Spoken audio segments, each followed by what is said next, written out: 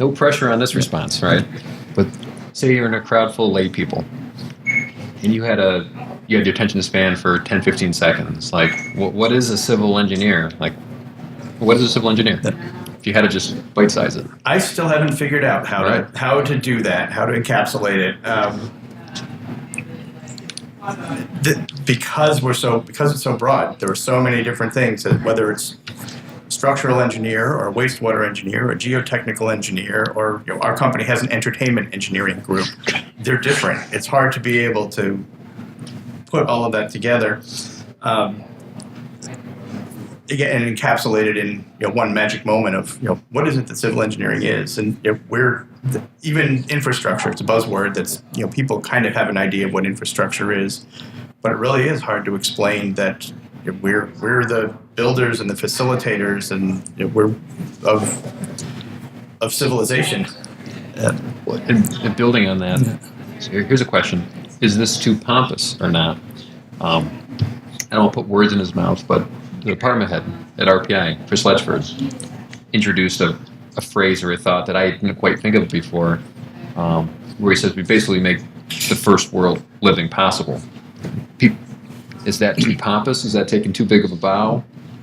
Or is it hit the nail on the head? I think it's very accurate. And I think that's we, again, as a profession, tend to not want to be out there aggrandizing ourselves. Sure. But the truth is, that's what we're doing. Clean water. Without it, where would this country be? So it is. I think it's completely accurate in that what we do and all those different disciplines of civil engineering really is facilitating the advancement of civilization. And when I said that I think we're on a cusp of a kind of a sea change in the profession, a lot of the history has been building against nature, building for human advancement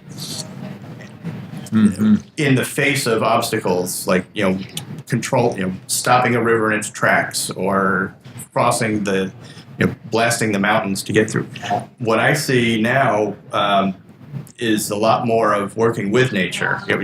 We see more buzzwords of resiliency and sustainability, and I think that is being more and more enveloped in what we do in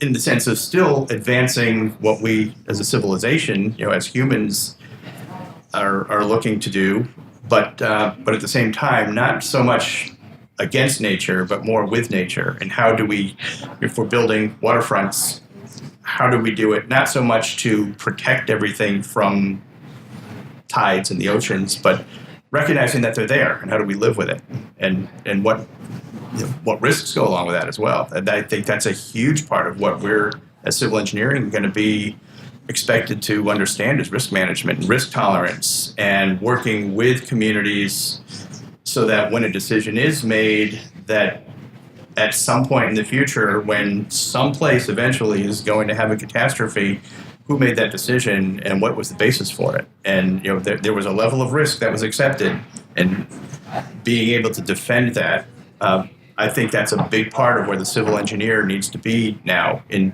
that decision making. Not just told, build it to this elevation. It's help determine what is the right elevation and why, and not only that, what are the ramifications of accepting that as opposed to this?